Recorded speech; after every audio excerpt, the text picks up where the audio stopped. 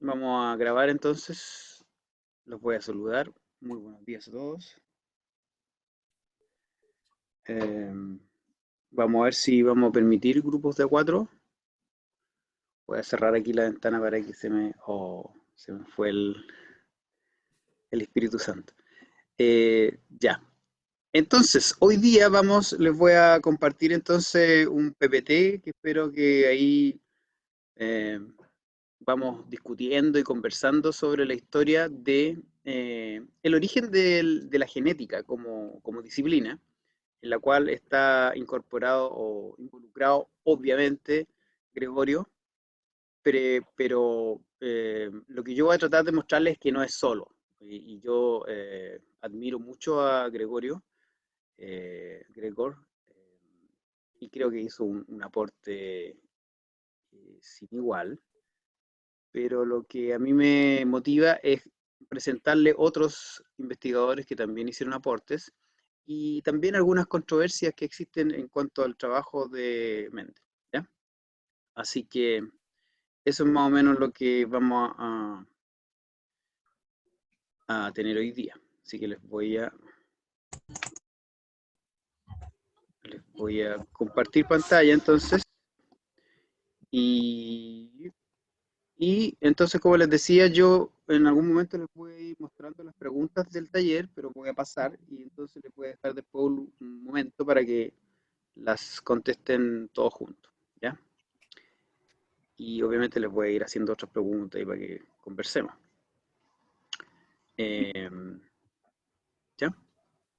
Entonces, la historia del nacimiento de la genética y la teoría cromosómica de la herencia, o Mendel versus Morgan, solamente para aumentar así como la expectación, pero yo creo que no hay ninguna pelea entre Morgan y Mendel, excepto que a mí me gustaría que se hablara más de Morgan en los libros de texto, ¿ya? Y principalmente yo los datos que saco, los saco de estos dos libros que están ahí. Este por lo menos ustedes, obviamente son caros, pero si uno tiene en algún momento la posibilidad de comprarlos, yo se los recomiendo porque este, por ejemplo, está en todas las librerías, incluso por delivery, ¿cierto? De repente uno puede pedir a las librerías. Y tiene, no son contemporáneos Menden y Morgan, ¿ya? Se pueden bajar pirata seguramente. Yo no lo he logrado bajar pirata, pero seguramente se pueden. Y ahí para que los vean, miren. ¿No? Este libro de cáncer.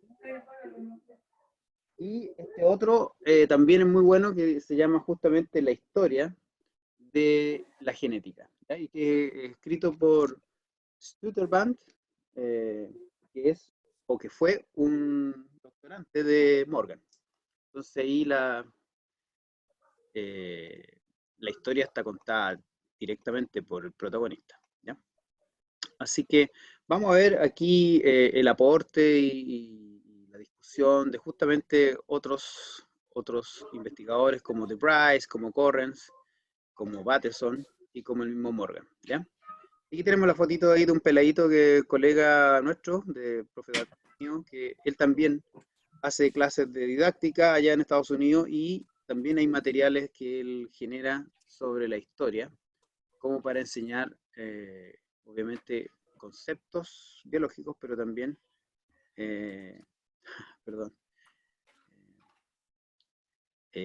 también naturaleza de la ciencia, ¿ya? Y lo primero que le quiero resaltar es que en términos de los conceptos o las características del conocimiento científico, diferentes como visiones, ¿ya? Yo en la primera clase les mostré este esquema, pero después creo que el profe David le ha mostrado principalmente la visión de Lederman, que él reconoce principalmente 7 aspectos, ¿ya? Entonces yo solamente les quiero mostrar de que hay otras visiones que generalmente incluyen esos 7 aspectos, pero también incluyen otros. Que ahí obviamente podemos ver, eh, cada uno puede decidir, después se queda con su lista propia y trabaja con su propia lista en su colegio, su escuela. Pero yo creo que de todas maneras es interesante tener estas diferentes visiones, por ejemplo, esta de Macomas, de hecho, Macomas como que los diferentes aspectos lo organiza como en áreas. Entonces él dice que hay un área de herramientas y productos de la ciencia, otra de conocimiento científico y sus limitaciones, y otra del elemento humano en la ciencia. Entonces, hay como ordenación, ¿ya? Y principalmente a mí me interesa esta parte donde dice la ciencia utiliza múltiples métodos, que de acuerdo a Lederman y los 7 aspectos que él trabaja, no está. Entonces, porque Norman después este mismo aspecto lo incluye en otro análisis, en análisis de indagación, ¿ya? Pero muchas veces sale también asociado a naturaleza de la ciencia. Y la mayoría de los otros ya están incluidos en los 7 de Lederman, o son algunos que son diferentes, pero que yo no los voy a tratar muy explícitamente. Y esta otra es otra lista, una lista que hice yo. Yo la hice simplemente también tomando diferentes listas y diferentes propuestas de otros colegas. Y de esta yo también ahí destaco este aspecto, que es que no existe un único método científico con pasos definidos, sino que hay diferentes métodos que más bien tienen una lógica común, ¿ya? Pero hay ciertas investigaciones que a lo mejor no tienen algunos de los pasos del típico método científico de los libros, ¿ya? Y la otra cosa que yo también rescato, que no está en lo de Lederman explícitamente, es que el conocimiento científico muchas veces, o la mayoría de las veces, es el resultado del trabajo de toda la comunidad, ¿ya? Si bien hay algunos investigadores que hacen grandes descubrimientos o generan grandes teorías, en la mayoría de las veces como que se va construyendo de a poquito, ¿ya? Eso, eso entonces como en términos introductorios, eh, y seguramente ustedes también pueden darse cuenta de algunas cosas que a lo mejor de todas estas historias que vamos a contar nosotros son capaces de inferir o proponer algún aspecto del conocimiento científico o de su forma de generar, que a lo mejor no esté en esta lista que hemos hecho nosotros simplemente porque son nuestras propuestas, ¿ya? Eso. Entonces, ¿qué es lo que vamos a ver hoy día? ¿Sí? Cualquier duda me dice nomás. ¿Alguien quiere hablar? ¿Alguien está hablando en el chat? Después les voy a dar que lean ese paper mío, pero ya está medio viejo, pero paper sobre naturaleza de la ciencia. Pía también pregunta ahí que ¿cuál es la lógica común? Ah, vamos a irlo viendo, Pía. Lo vamos a ir viendo. Pero una lógica común es que hay cosas que están como conectadas. Generalmente la pregunta de mi investigación está conectada con el diseño de mi investigación. Yo hago un diseño que sirva para contestar esa pregunta. Y eso es como una relación o digamos, una interacción lógica, ¿ya? Pero incluso hay cosas que de repente pueden parecer no tan lógicas, y porque, por ejemplo, hay veces que a uno se le ocurren cosas mirando datos que a lo mejor recolectó otro investigador, tú miras esos datos y de repente se te ocurre una idea. Entonces, a eso voy, que no existe como un método científico con pasos así como que esto primero, esto después.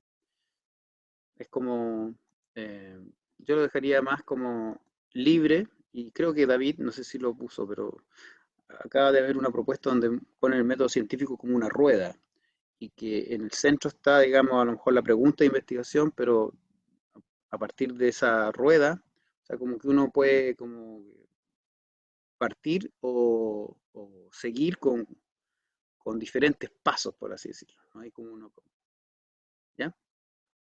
Eso. Y entonces, lo que me gustaría que viéramos hoy día es un poco herencia y tratar de contestar estas preguntas. Que me gustaría si alguno de ustedes se anima a contestar, por ejemplo, ¿qué creen ustedes que es lo más importante que debemos enseñar con respecto a herencia? Y cómo eso se relaciona con esta gran parte de generalmente la unidad de herencia o genética, que es realizar la investigación de Mendel. ¿Hay coherencia entre a lo mejor la idea central versus lo que se revisa? Sí, Francisco, dígame. No. Para comenzar respondiendo a la primera pregunta, yo ¿Aló? en una clase o cuando lo quieras enseñar a alguien, es tocar o mencionar materia de genotipo y fenotipo. Distinguir entre estas dos cosas y dar o generar un conocimiento eficiente en base a eso, porque son cosas que igual se expresan y le sirven a gran escala en la de un alumno, por ejemplo. Así que encuentro que eso es más importante, o a destacar. Eh, Muchas gracias. En general, claro, lo que tú dices es muy importante. No sé si aquí se me... Oye, ¿están viendo el PPT o se salió? Sí se ve, profe. Ah, se ve todavía, ya. Es que hay un perrito que está ladrando, quería dejarme silenciado, pero... algo muy importante que acaba de decir Francisco, ¿era? ¿O me perdí? Me desconcentró el perro. Súper importante eso de que en las bases curriculares anteriores salía que una de las cosas como más importante era justamente distinguir entre fenotipo y genotipo y la interacción que hay entre estos dos grandes conceptos, ¿ya? Hoy en día las bases curriculares que tenemos actuales no hace esa como distinción. ¿Y ustedes creen que finalmente, de lo que recuerdan, yo también les subí, digamos, lo que sale en los libros, esa distinción entre genotipo y fenotipo, ¿ustedes creen que se puede visualizar eh, con la revisión, digamos, valga la redundancia, del trabajo de Mendel? ¿Y en qué medida?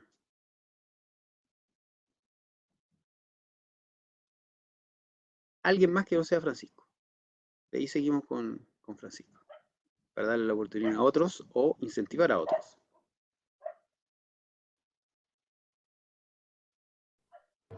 Sorry, profe, perdón.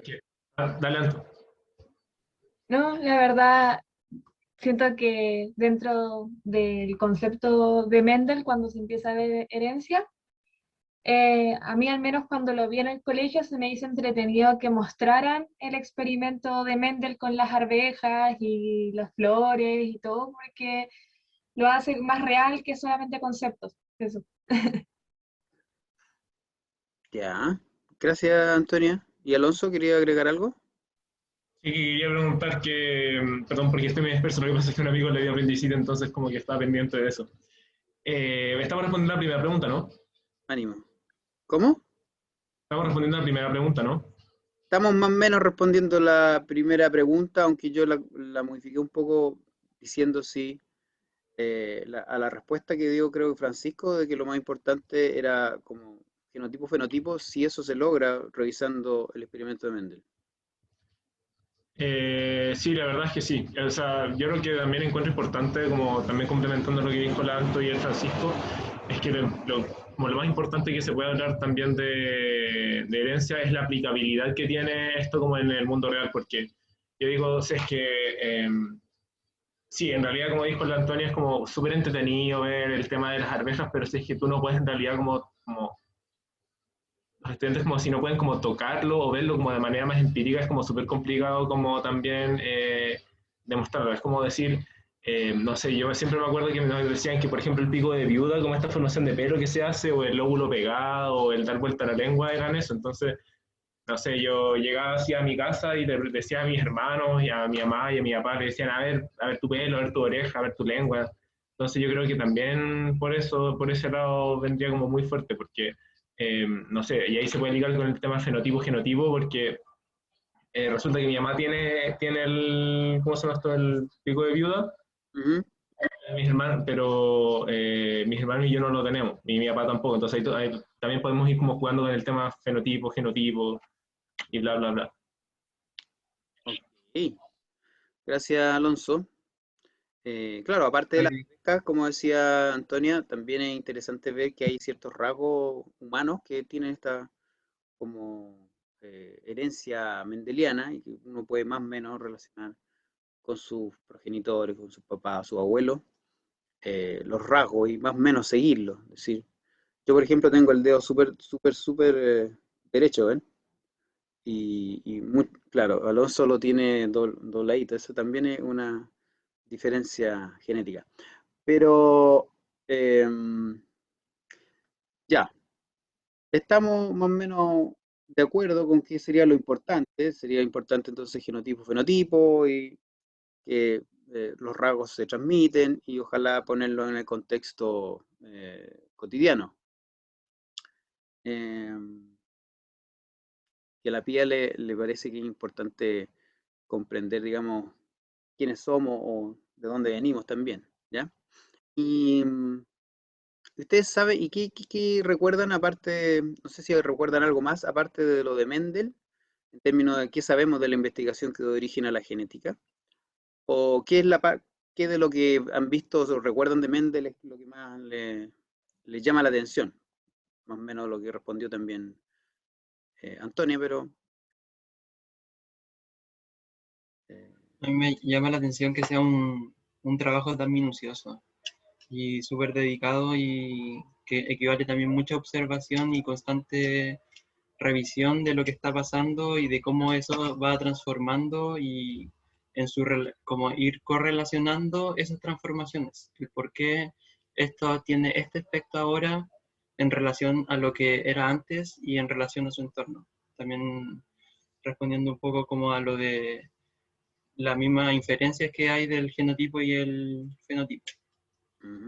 Gracias, Emilio. Ya, eso también es algo que se describe muchas veces, lo minucioso, la incorporación de la parte matemática, probabilística de Mendel, un gran aporte. Antes del trabajo de Mendel no se hacía o no se presentaba de esa forma. Oye, y ya, pues lo último entonces, ¿qué podría aportar la historia? ¿Qué creen que vamos a ver hoy día o qué creen ustedes que si no lo vemos hoy día, a lo mejor igual podría ser un aporte de incluir a lo mejor la historia, no sé si de otra forma o algo más, o a lo mejor justamente este tema está bien tratado en los libros en general y no es mucho más lo que se puede incorporar. ¿Qué creen ustedes? Respecto a lo mismo que mencionaba sobre el construir el método científico, que también en la historia eso nos enseña al final también, de que se sale de los parámetros que hay establecidos porque hay muchas formas de ir construyéndolo. Entonces, eso, decirlo. O sea, ¿tú crees que eso también se podría ahí aportar con la historia de cómo hizo su investigación Mendel? Ujú. Ya Valeria dice también en el chat que la perseverancia se puede ilustrar, ¿cierto? Y Pía, la construcción de otros científicos. El caballero Punet. ¿Ustedes conocen el cuadro de Punet? ¿Uno conoce el cuadro de Punet? Eh, bien. Yo cachaba el tablero de Punet, pero no sabía que lo había hecho otro caballero, así como que después dijo, hay que hay una forma más fácil de hacerlo, pensé que era como todo dentro del mismo paquete, no sabía que era como otro señor. Excelente. Ya pues, vamos a ir viendo entonces diferentes temas y ahí vamos conversando, ¿ya? Lo primero es que... ¿sí? Dígame. Yo quería agregar igual no sé, Agre- lo que pasa es que cuando Mendel inicia sus investigaciones, él tampoco tenía conciencia de qué era específicamente lo que estaba investigando. Y por eso después se habla del redescubrimiento de Mendel, porque él sacó sus conclusiones, pero nunca les asignó un concepto específico, por ejemplo, a que estaba hablando de genes, o que había descubierto algo como la nucleína, no asoció ningún tipo de concepto, sino que después se continúan las investigaciones y ahí viene todo lo que es el desarrollo de la genética en sí y se le da el honor a él y se crea la genética mendeliana. Pero en un comienzo él evalúa lo que él está viendo solamente, sin asociar ningún concepto previo. Ya. ¿Y tú, de dónde, cómo sabes eso, Camila? Camila, ¿no? Porque Camila. sí, estoy dando el ramo de genética en paralelo. Ah, mira. Vamos a entrar en Ayer controversia. tuve prueba de eso. Vamos a entrar, No es trampa, es conocimiento. vamos a entrar en controversia porque esa es una visión de la historia de Mendel, ¿ya? De que él más bien estaba trabajando con híbridos y que un poco, claro, él no hablaba de gen, de todas maneras, eso sí es cierto, pero qué tanto él justamente sabía o no de esto que estaba generando, es una cosa que se debate dentro de la historia de la genética o de la biología, ¿ya? Así que interesante que tenga ese dato. Miren, entonces lo que les quiero mostrar es que obviamente este es un contenido que uno puede incorporarlo, digo la parte histórica, porque bueno, la unidad 3 de genética en segundo medio nos da este objetivo de aprendizaje y aquí algunos indicadores, por ejemplo, evalúan problemas, modelos y explicaciones en relación con la herencia mendeliana, considerando las limitaciones de la teoría. Y ustedes ya han estado revisando el concepto de teoría, de leyes, y vamos a seguir dándole a eso, ¿ya? Interesante que aquí hablan de, por ejemplo, principios de Mendel, acá leyes de Mendel, y aquí teoría. Entonces como que hay como de todo, ¿ya? Vamos a ver si hay alguna teoría entre medio. Y, Pero, profe, disculpe que lo interrumpa, pero eso de utilizar distintas palabras que igual en su significado tienen, o sea, que su significado igual es diferente, es por estarlo desarrollando desde una perspectiva más como en proceso, o sea, como cronológica, a como, no sé, de teoría a principio y luego a ley, no sé, por decirlo de alguna forma, o simplemente se equivocaron. No sé. Me queda esa duda. buena pregunta, a mí también me queda esa duda porque no sé cuál es la intención de hablar de las limitaciones de la teoría, porque en realidad no hablan mucho de la teoría, por ejemplo, cromosómica de la herencia, que es la teoría que uno podría relacionar con justamente con la genética. Entonces yo no sé muy bien si hay ahí hay algún, puede que haya un problema de comprensión realmente, ¿eh? Porque bueno, nunca sabremos quién hizo el currículum. Muchas veces los currículum, o la mayoría de las veces lo hacen los científicos, ¿eh? No los profesores ni los didactas de la ciencia. Así que hay que echarle la culpa a ellos, a los científicos.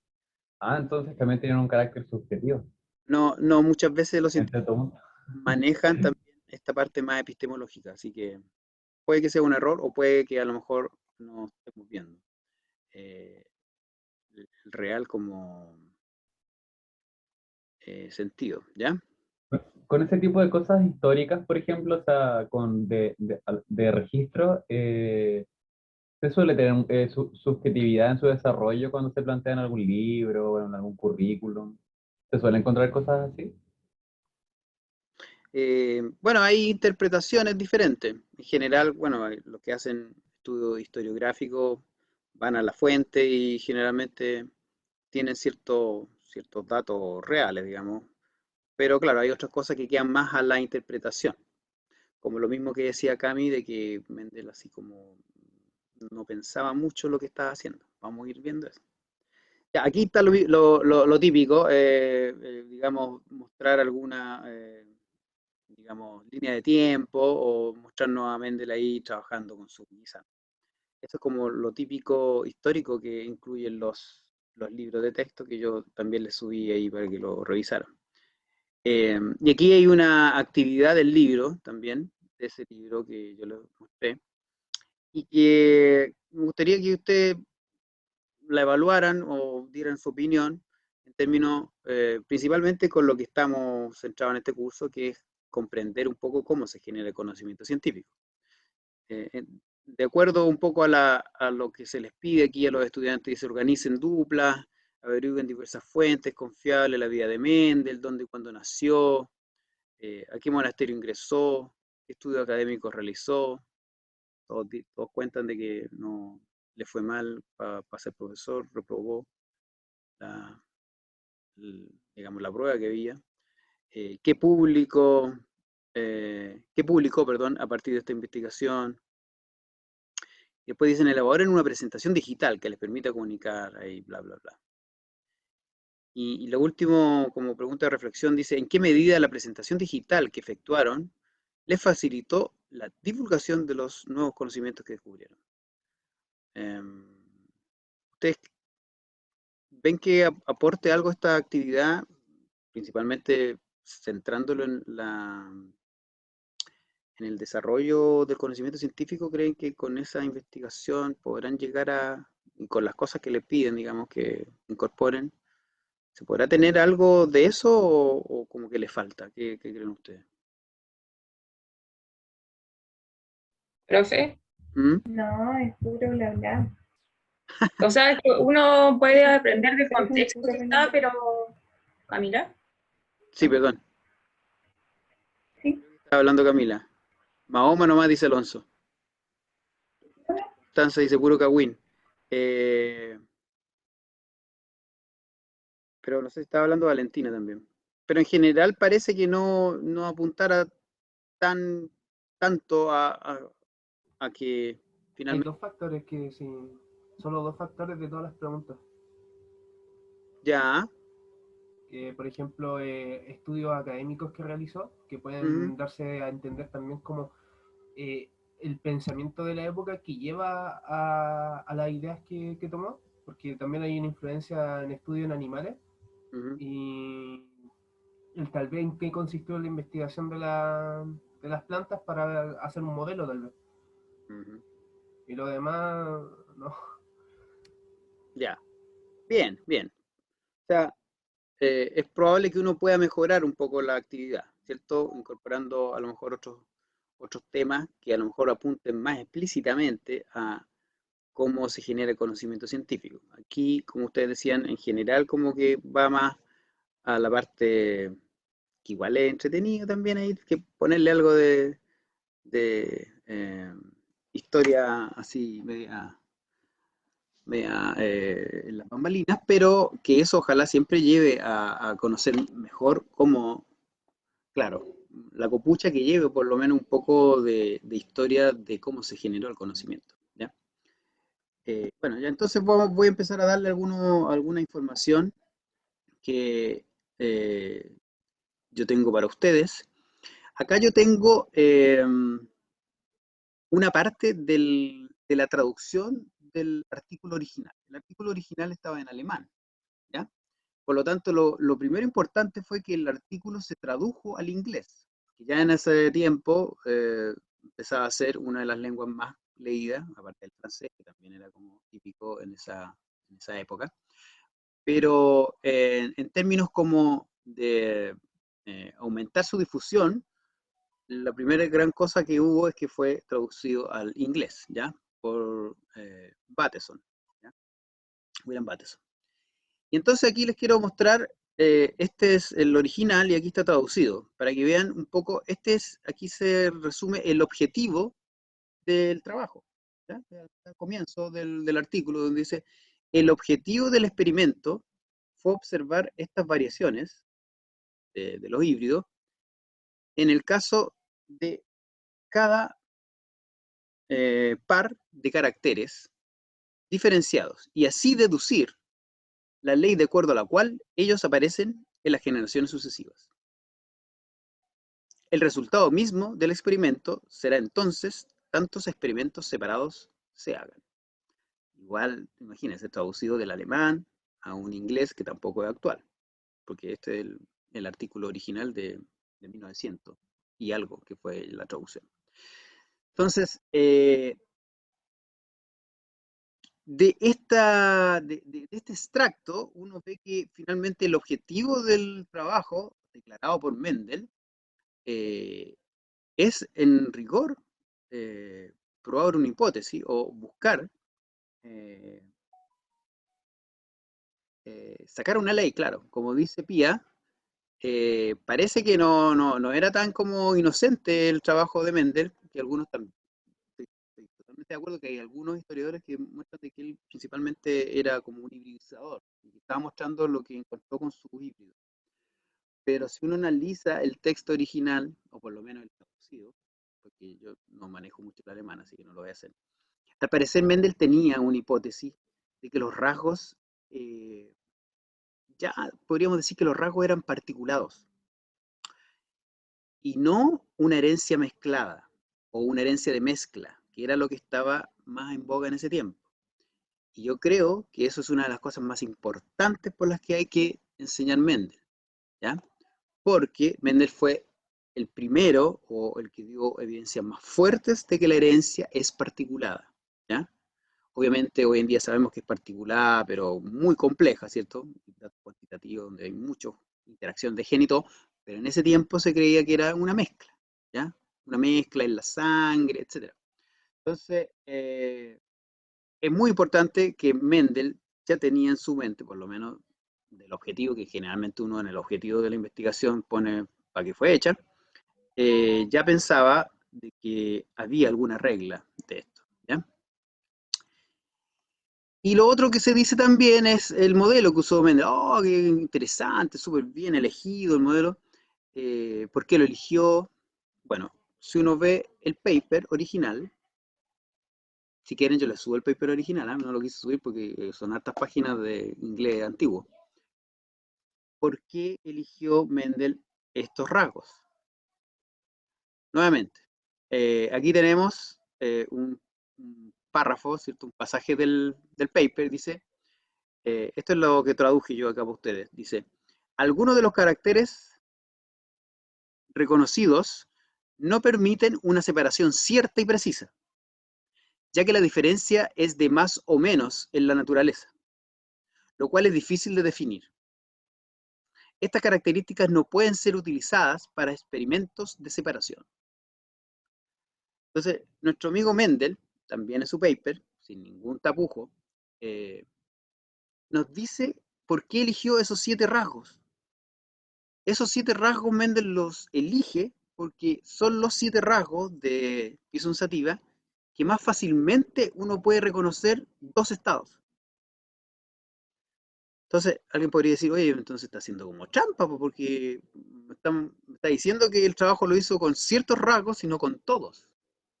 Entonces, este también es una evidencia hacia las personas o los historiadores que piensan de que Mendel justamente los usó por conveniencia, como dice Pía, porque eran también útiles para probar sus leyes o sus posibles reglas, ¿no? A lo mejor él no estaba pensando en leyes, pero ciertas reglas de herencia, ¿ya?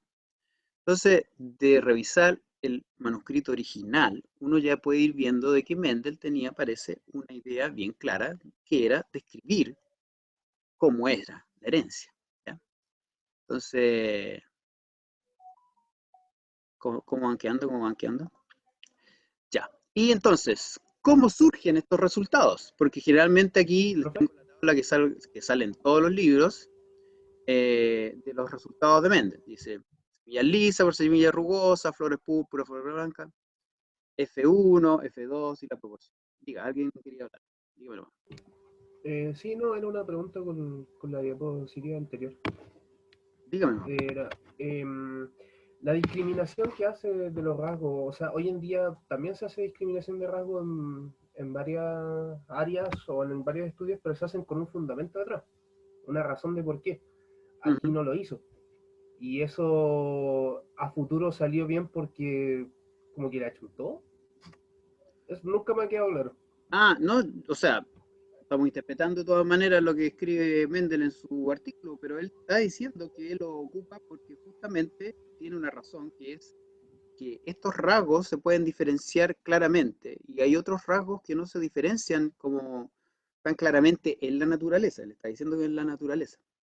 Entonces, él tiene una razón, que es, si yo voy a estudiar cierto comportamiento de rasgo, justamente yo también puedo decir, oye, vamos a estudiar herencia en lo humano y vamos a ocupar justamente, no sé, el poder dar la lengua vuelta o la oreja, etcétera, porque estamos haciendo un seguimiento, no sé.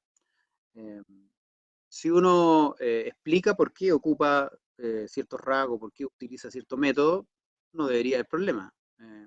Si tú lo estás diciendo como lo estamos viendo aquí, porque lo está diciendo directamente en su artículo, no, él está siendo transparente, ¿ya? No está no está omitiendo eso. No está diciendo, uy, yo estudié todos los rasgos que podía haber estudiado. No, no está diciendo eso.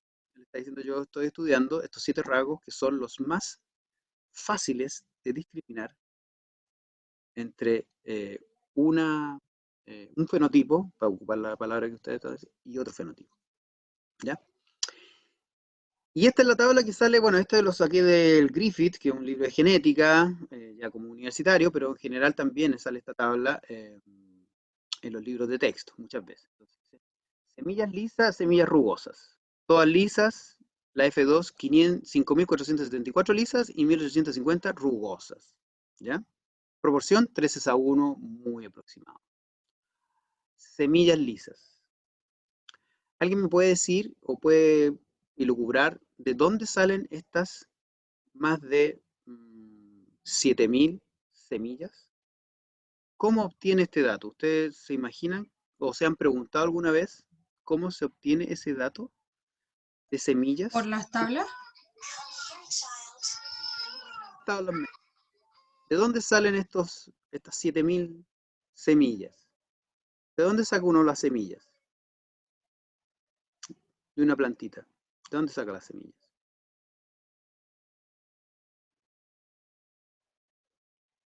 Mañana vamos a comer poroto granado acá en mi casa.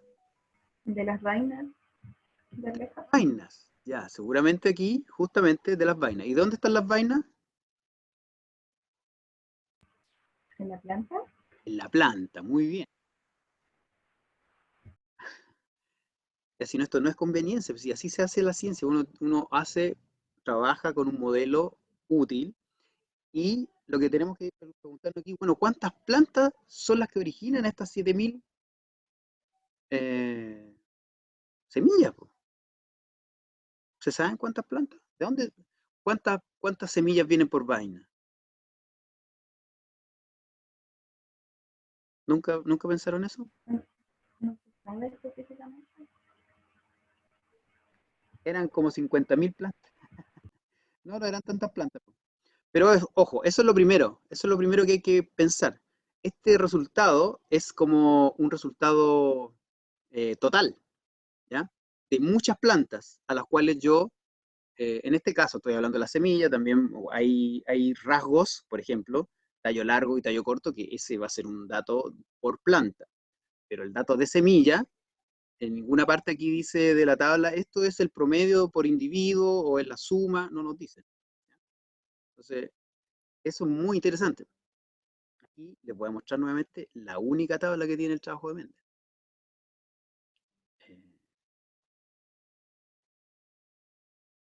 Aquí hay otra cita del trabajo de Mendel. Dice, como extremos en la distribución del primer carácter, o sea, semilla, en una misma planta se observaron en un caso 43 redondas y 2 angulosas.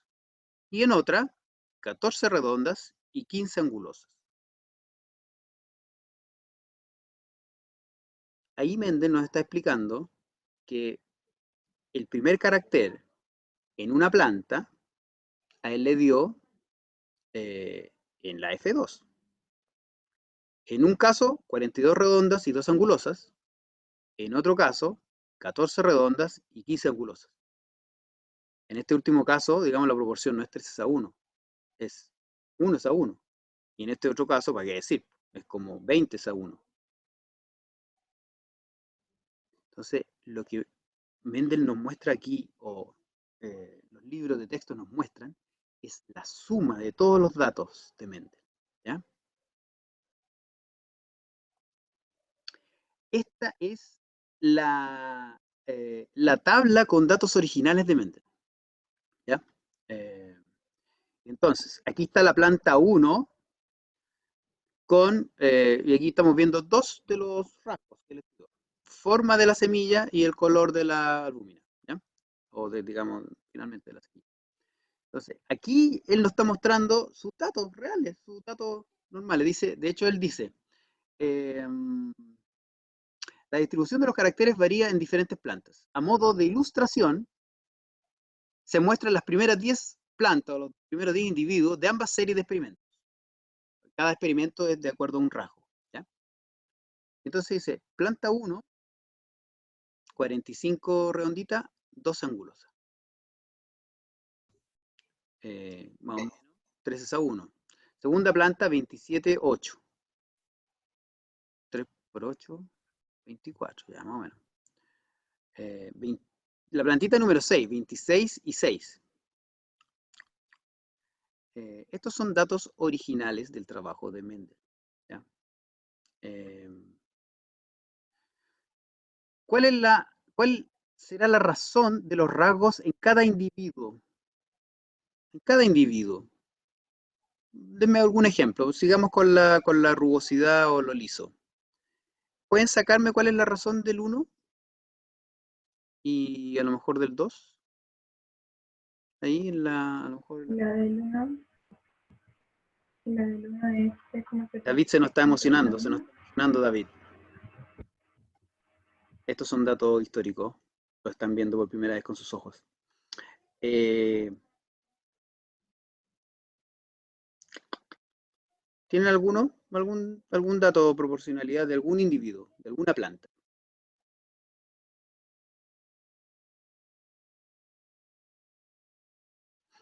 No sé, el individuo 4, por ejemplo, 19 y 16. 3,75 es a 1, la 1, ya. Pucha, el Alonso dice que no ve nada. Pero no ve aquí la pantalla. Es lo que pasa cuando uno le dice, mire, en general, usted tiene la probabilidad de tener un hijo, 50% de probabilidad de tener un hijo niño, hombre, y una hija niña, en su primera, o cada vez que usted tiene hijos. ¿Ya? Entonces uno podría decir, bueno, cada vez que yo tengo 2 hijos, debería ser un hombre y una mujer. Y si yo tengo 3 hijos, debería ser un hombre, una mujer y por la mitad. No, hay gente, es cierto, hay parejas que tienen 5 hijos, son todas niñas. El 6 es 4,3 a 1. Ya. Es porque al final o sea, las proporciones se resuelven como en casos aparte, no sé, para un fenotipo, para una F1, no necesariamente van a, por ejemplo, salir 3 con fenotipo dominante y una con fenotipo recesivo, sino que pueden salir, o sea, si pudiera ser así, como si tuviéramos como mucha suerte con eso, podrían salir como todas recesivas, o podrían salir la mitad recesiva y la otra mitad dominante, porque al final son independientes una de cada una. No es que como que vaya a ser como siempre como una serie de sucesos, como que A depende de B, sino que A y B son completamente independientes. Miren, muy bien, Alonso. ¿De dónde sale entonces el 13 a 1? Es que Mendel sacó, no sé, eligió las dos. De la aproximación, o quizás el promedio de todas las proporciones de la diferencia de las plantas individuales. Muy bien, podría ser el promedio, como son tantos, lo que realmente es de la suma, ¿ya? Lo que nos muestra Mendel finalmente, si ustedes suman esto, son 336 redondas, 107 angulosas, y acá, no sé, 355 amarillas y 123 verdes. Este es solo un ejemplo de 10 y él tuvo muchas más plantas que 10, por eso vemos que en la tabla original de los libros típicos salen miles, no cientos, porque aquí son las 10 primeras. Entonces, cuando uno hace ese como resumen o ese suma de todos, perdón, es cuando me sale entonces el 13 a 1. Entonces, más aún nos damos cuenta que Mendel lo que está mostrándonos son datos que apoyan su idea de que la herencia es particulada, ¿ya? Y no hay nada de malo en ello. Así es como uno trabaja en ciencia, digamos. Uno presenta sus resultados de la forma que uno cree más correctamente está ligado con la hipótesis, ¿ya? A lo mejor justamente si Mendel lo hubiera hecho con poquitos plantas y les tocan a lo mejor varias como las 6, A lo mejor se hubiera desanimado y hubiera dicho, chuta, qué raro, o no veo ningún patrón, pero al revés, pues él lo miró desde más lejos, desde amplio, y dijo, a ver, las sumo todas. Y dice, 13 segundos, ¿ya? Ya. Y para que quede súper claro que yo lo que quiero mostrar es cómo trabajó Mendel. No estoy haciendo ninguna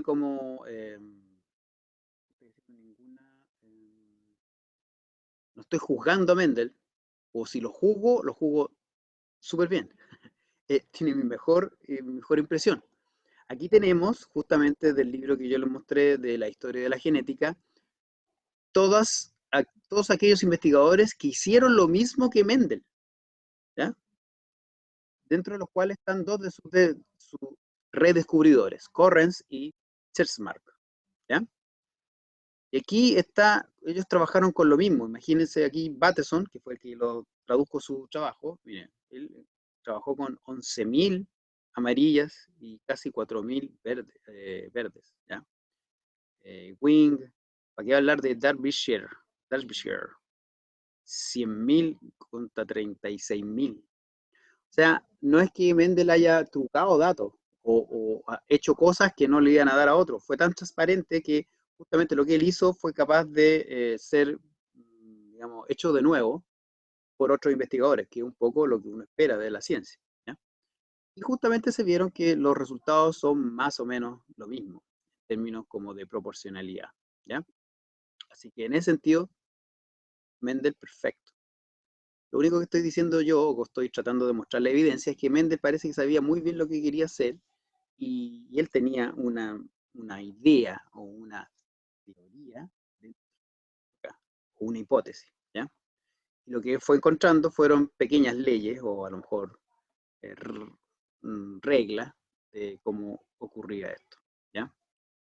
Así que algunos datos entonces. Hugo de Bryce, que no estaba ahí recién en las tablas, a diferencia de Bateson, que sí repitió el trabajo de Mendel.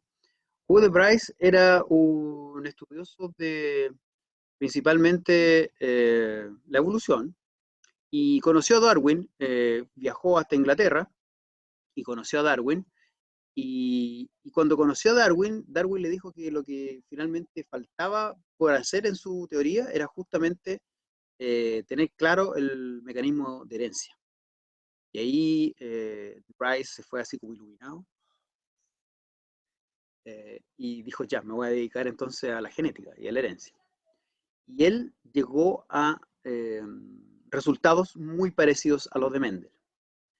Y justamente un amigo le envió el paper de Mendel, le dijo, oye, mira, aquí parece que alguien hace varios años ya que tuvo la misma idea tuya o descubrió más o menos lo mismo. Y cuando le llegó el paper a The Bright, dijo, no puede ser, yo que estaba tan contento, pensaba que era el primero. Y entonces lo traicionó obviamente la humanidad a The Price y publicó al tiro su paper, y no citó a Mendel. Y bueno, finalmente otros también redescubrieron los trabajos de Mendel y nuestro amigo De Bryce fue tan buena onda que en los otros dos sí lo citó y de hecho le dio el crédito que debía. Y bueno, y De Bryce lo que hizo fue corroborar estas mismas proporciones en otras especies, específicamente en otras 12 especies de plantas. Así que ese fue un gran aporte que hizo The Bryce, así como estos otros, Correns y Bateson, repitieron el mismo trabajo de Mendel con la misma especie. The Bryce lo que hizo fue generar este mismo trabajo en otras especies. Y The Bryce es muy conocido por que fue el que inventó el concepto de mutación. Él se fue más en la volada y dijo, ya, pero ¿cómo ocurren? ¿Cómo se generan estos caracteres? Y ahí él se fue como en la ola de estudiar las mutaciones, ¿ya? Y él generó o acuñó ese término. Eso como para que conozcan a Hugo, y este es nuestro amigo Patterson, con esa cara de alegría que lo encuentran, por más que busqué en internet alguna otra foto, esta es como la que siempre sale. Él en su traducción incorporó conceptos que Mendel nunca dijo. Y eso es muy choro también. Entonces, así como el teléfono. Entonces, ¿cómo va cambiando? Él creó esto de los heterocigotos, homocigotos, creó el concepto de genética, alelo, F1, F2, cosas que no estaban en el artículo en alemán.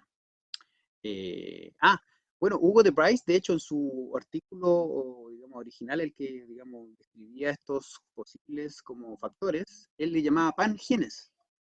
Pangenes, justamente haciendo referencia un poco a la teoría o a la propuesta que tenía, digamos, Darwin sobre la herencia. Pero bueno, después finalmente fueron otros los que lo dejaron como genes, ¿ya? Así que eso en cuanto al contexto de cómo se generó y cómo fue, digamos, construyéndose este conocimiento que hoy a lo mejor nos presentan con un resumen en nuestros libros de texto y en libros universitarios. Y aquí un par de cosas más, y que estas ya son como cagüines, pero que igual son sabrosos de conocer.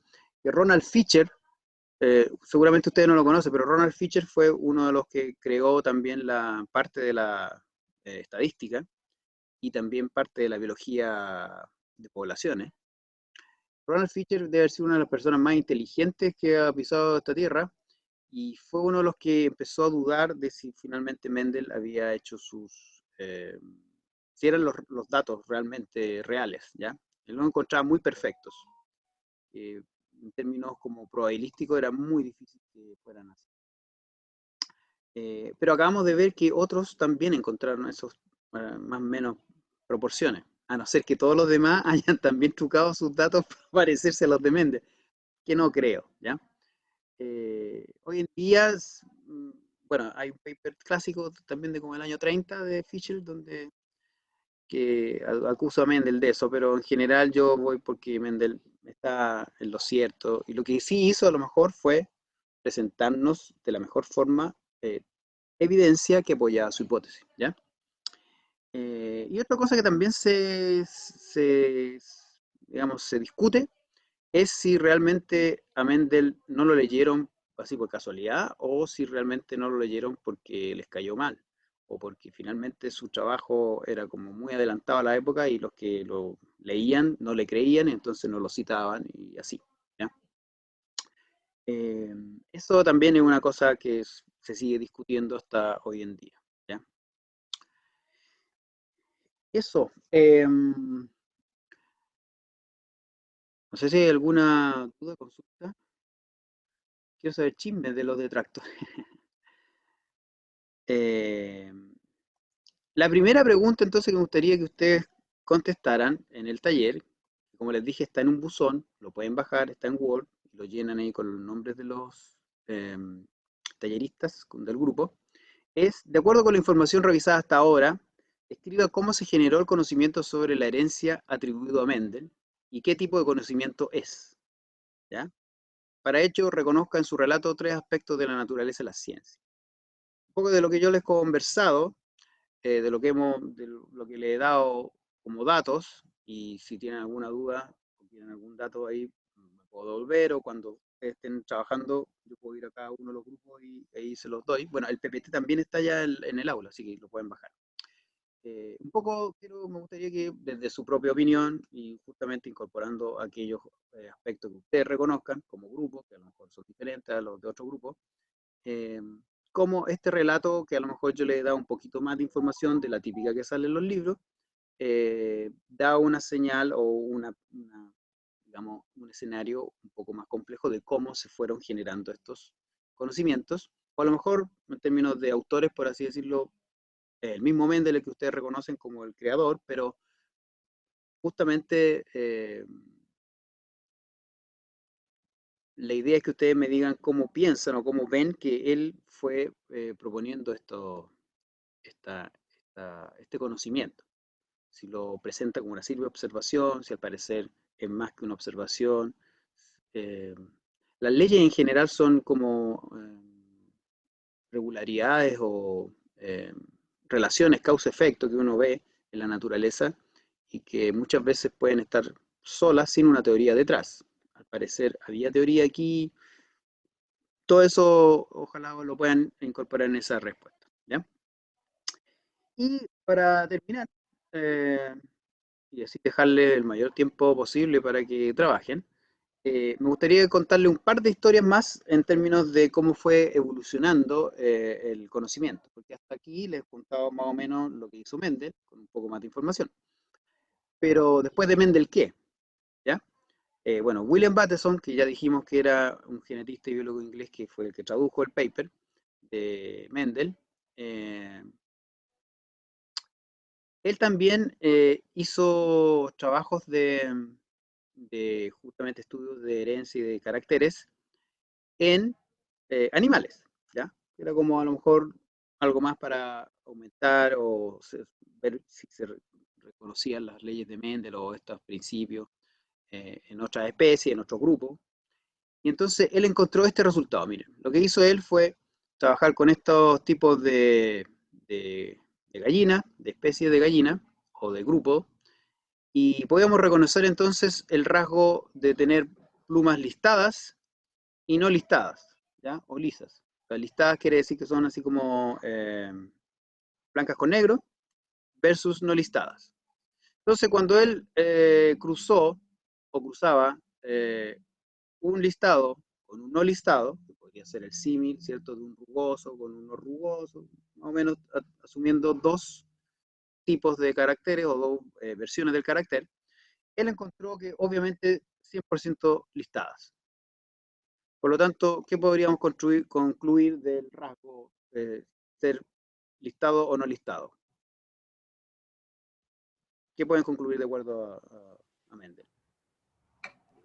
¿El listado dominante? El listado dominante, muy bien. Le va a ir muy bien en el curso de genética. Ya, pues, a él se le ocurrió hacer algo diferente y dijo, ya, listado macho, no listada hembra. Vamos a corroborar que se cumpla lo mismo y entonces él cruzó no listado ahora, pero macho, y listado hembra. Si las leyes de Mendel se siguen cumpliendo, ¿qué deberíamos encontrar entonces? ¿Qué proporción? Si seguimos, digamos, mezclando o apareando dos organismos que son...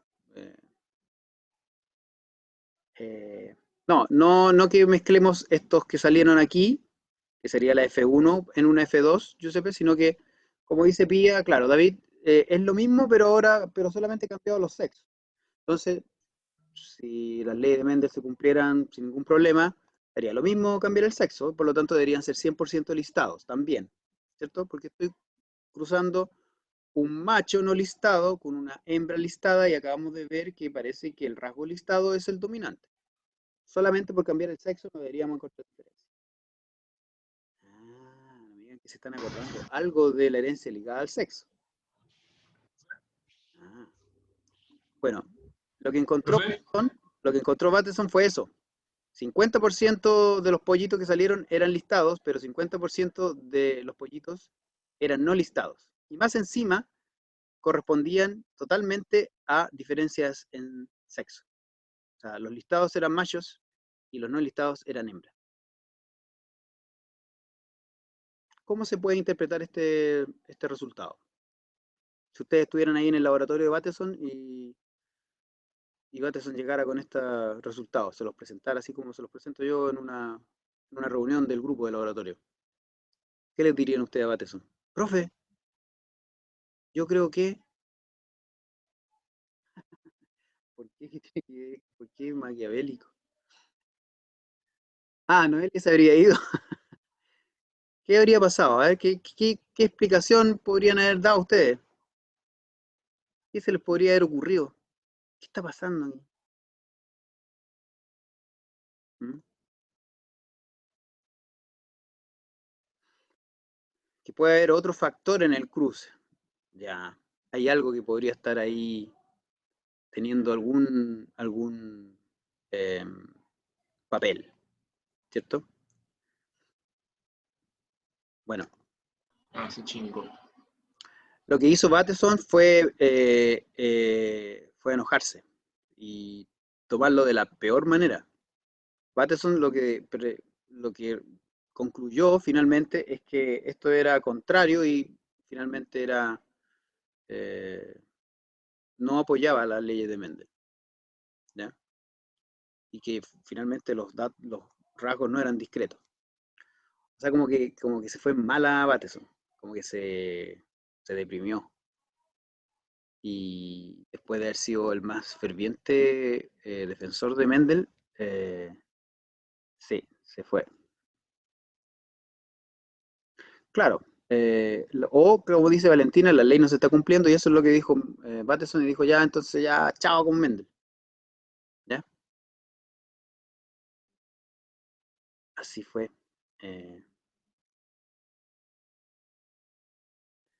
Alonso, lo estoy ignorando brígido. No, ¿por qué? ¿Por qué? ¿Qué pasó? Hable nomás si quiere hablar, que no estoy viendo que nadie me pida la palabra. ¿Qué quiere decir Alonso? No, lo que pasa es que como, no sé si, porque había prendido el micrófono, pero justo como que como que tiritaba la pantalla, entonces no sabía si estaba como mal en internet o no. Que al principio, antes de cambiar como toda esa animación, yo le iba a preguntar si es que esas como machos no listados y las hembras listadas eran como heterocigotos o homocigotos, porque eso tampoco se dice. Claro. Bueno, supuestamente aquellos que eran de un solo rasgo eran homocigotos.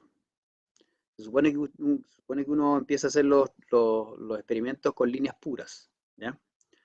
Pero lo que pasa es que aquí está metiéndose algo que en los libros de texto siempre viene como después de Mendel, que es la herencia ligada al sexo. Pero aquí todavía no se sabía. Entonces, aquí lo que encuentra Bateson es un resultado que va en contra de las leyes, principios o reglas, digamos, que está él defendiendo, y él se va en la mala y dice, no, esto ya no va más, ¿ya? Y eh,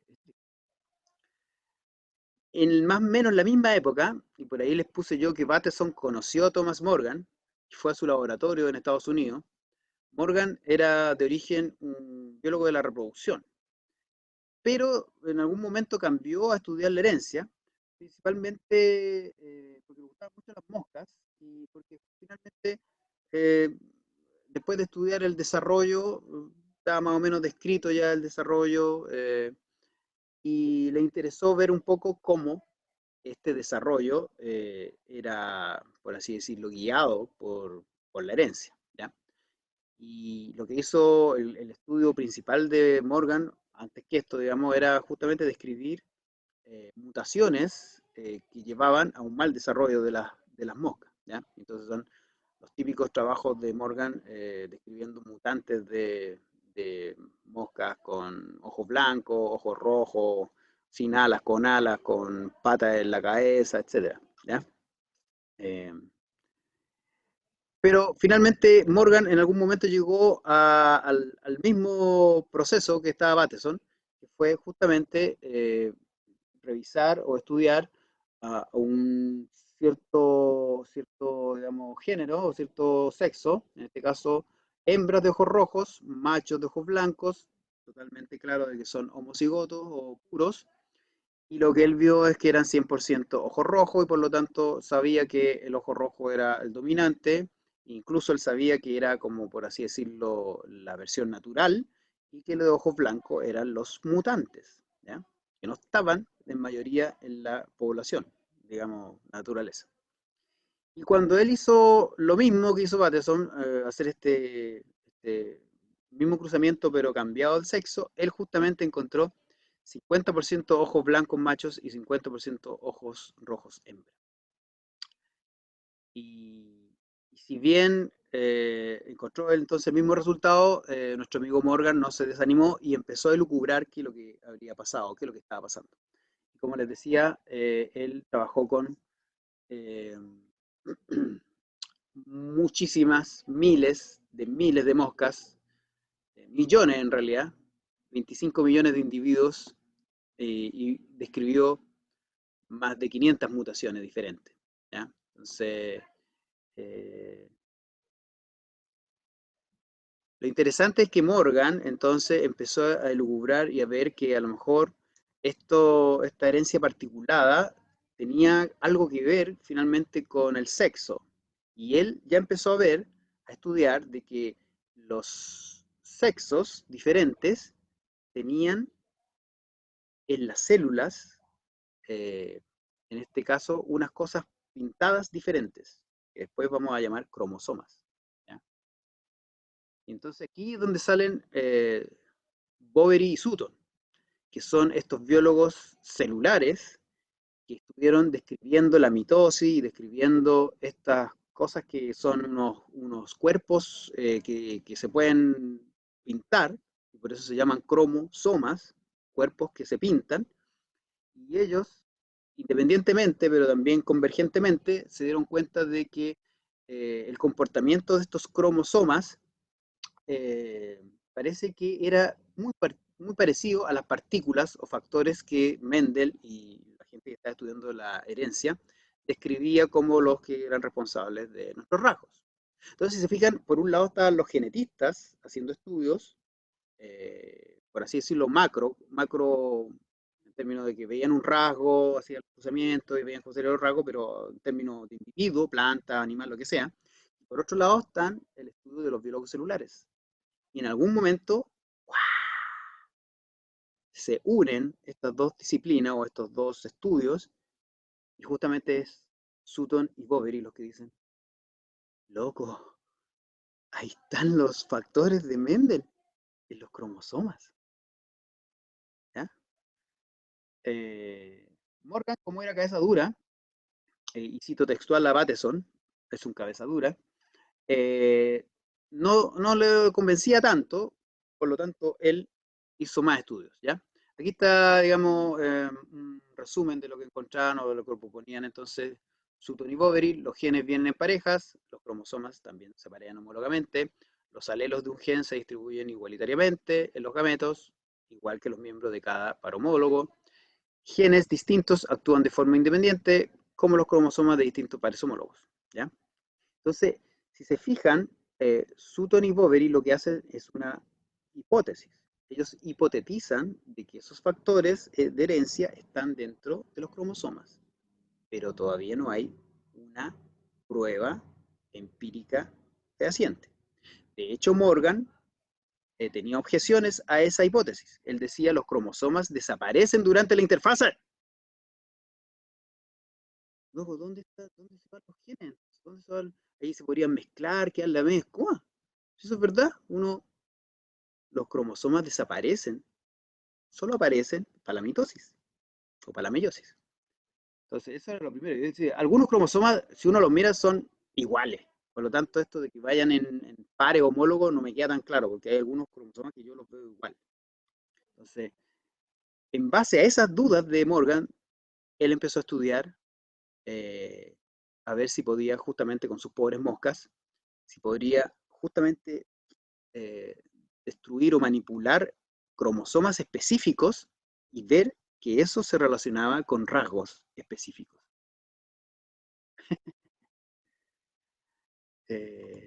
No, pues Morgan era escéptico nomás, pues, una gran característica. ¿Ya? Y en el laboratorio de Morgan ya se habían descrito ciertas diferencias entonces entre los machos y las hembras, se sabía de las moscas, todo esto de mosca. Los cromosomas X e Y definen el sexo de la mosca, ya que todas las hembras tienen 4 parejas, mientras que los machos tienen 3 y un par diferente.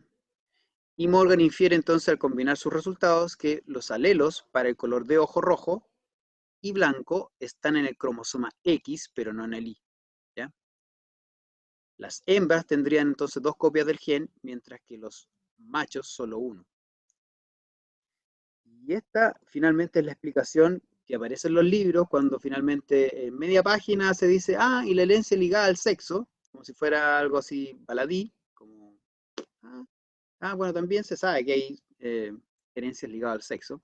Finalmente lo que nos están mostrando es que Morgan, más que herencia ligada al sexo, Morgan descubre o prueba que la herencia está ligada a los cromosomas, realmente.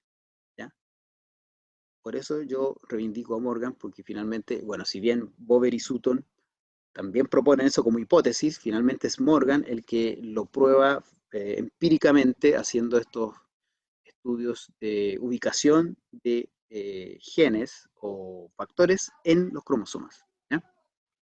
Esto es lo típico entonces de que tenemos aquí digamos, el gencillo, en las moscas que son hembras con ojos rojos, y aquí entonces está relacionado con el macho, y finalmente aquí se puede ver que obviamente cuando tenemos una cruza entre hembras y machos, no es lo mismo que tenerla entre justamente también hembras y machos con diferentes rasgos, ¿ya? Porque justamente están distribuidos los alelos de forma diferente.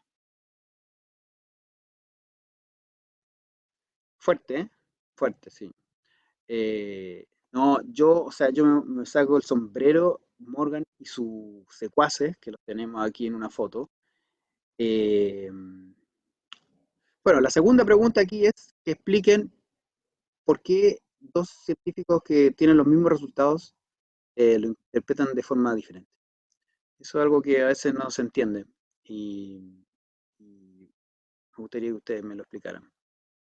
Miren, aquí está parte de un paper de Morgan y sus amigos, digamos, su PhD student y su postdoc y todo, donde ya ellos, en los 4 genes que tienen las moscas, ellos ya dicen exactamente dónde están los factores hereditarios. ¿Ya? Ellos dicen, miren, en el cromosoma tanto, aquí arribita está este gen y este otro y este otro y este otro.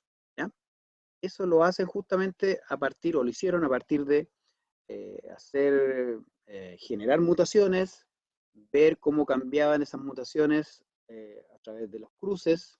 Se dieron cuenta que cuando tú mutabas un gen o digamos, un, un factor, muchas veces arrastraban otros rasgos, por lo tanto ellos ya también se dieron cuenta de que habían genes ligados y genes que estaban muy cerquita, entonces si estaban muy cerca y yo lo modifico, se modifica el otro también. O sea, fueron capaces de determinar la distancia a la que estaban los genes en un mismo cromosoma. ¿Ya? Impresionante, yo encuentro impresionante. Ahí está una cara de pánfilos que tienen. Ahí están, ahí en un break en Curauma, en unos pastos de Curauma. ¿Ya? En 1915, o sea, no mucho tiempo después de redescubrir a Mendel, o sea, 15 años después, Morgan, Sutherland, que es del libro que yo les muestro, y los otros, perdón, publican el libro, chuta, es que no veo el título, publican el libro que se llama El mecanismo de herencia mendeliana. Y con esta publicación de este libro se reconoce la creación o la generación de la teoría cromosómica de la herencia. ¿Ya? O sea, aquí termina todo el ciclo, digamos, a partir de los trabajos de Mendel, todos los que también aportaron, Sutton y Boveri, la biología celular, la unión con esta genética o herencia, finalmente en la magna obra de estos gringos, estadounidenses, se genera el libro que nos dice que Mendel tiene toda la razón y que además tiene tanta razón de que estas cosas existen, están en los cromosomas que son parte de la célula. ¿Ya?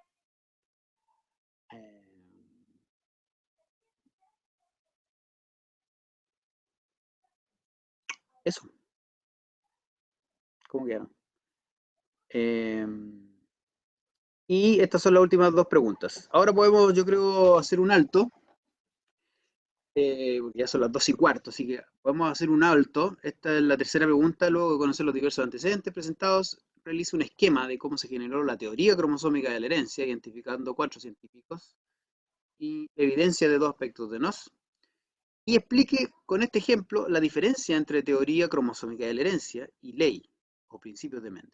Finalmente, como alguien por ahí dijo, oiga, profe, pero ¿por qué se ocupa teoría, ley, principio? Bueno, si nos concentramos en ley y teoría, explíquenme un poco, de acuerdo a este ejemplo, más o menos reconociendo, asumiendo que podríamos llamarle leyes de Mendel a lo que propone Mendel y asumiendo que podemos llamarle teoría a esta propuesta ya integrada de factores con biología celular, cromosomas, etc. Bueno, ¿cuál es la diferencia entonces entre leyes y teoría, o entre la teoría cromosómica y las leyes o principios de Mendel? Eso. Hacemos un alto entonces. Cualquiera que tenga alguna duda me puede decir ahora. Y cuando terminemos las dudas, yo paro la grabación. Pueden hacer un break, ir a tomar algo.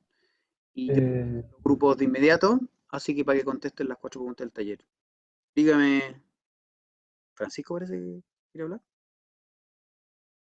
¿O alguien más? Profe, Diga. sí, disculpa, se me escucha bien, ¿cierto? ¿Sí? Vale. Quería preguntar sobre el taller. ¿Va a ser a la vuelta? Y lo otro es si va a ser de grupos de 3 o grupos de 4, como ustedes definen. El taller es a la vuelta. Cuando vuelvan, los separo en grupos, cosa que lo hagan ahí en el grupo, cosa que cualquier duda que tengan, yo puedo ir a través de los grupos contestando, conversando, y ojalá sean grupos de 2 y de 3. Si ya han trabajado de a 4, no hay problema, pero ojalá no sean más de 4, porque ya 5 ya es como que ya ni siquiera le toca una pregunta a cada uno. Y la idea es que puedan discutir y interactuar más. Si son muchos, interactúan menos. Entonces, ojalá entre 2 y máximo 4, ¿ya? Regresemos, no sé, pues yo tengo las 12:20, en unos 10, 15 minutos. Como ustedes, yo por mientras pues, yo tengo los grupos que algunos que ustedes me dieron, yo los voy a ir agrupando así en las salas pequeñas. Y eso, 12:35 Constanza, bueno. Ah, no, Noelia era la que me preguntaba la hora. 12:35. Parejas de 4, eso. Listo.